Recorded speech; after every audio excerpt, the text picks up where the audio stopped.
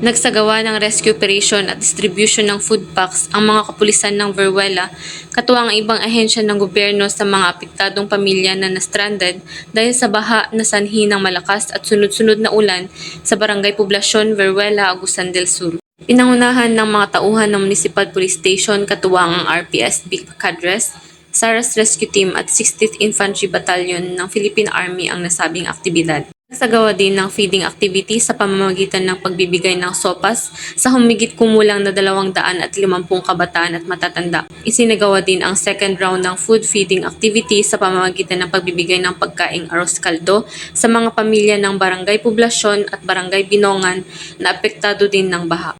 Ang aktibidad na ito ay naglalayong tiyakin ang kaligtasan ng bawat individual at tulungan sa abot ng makakaya at upang palawigin ang kaligtasan ng bawat isa.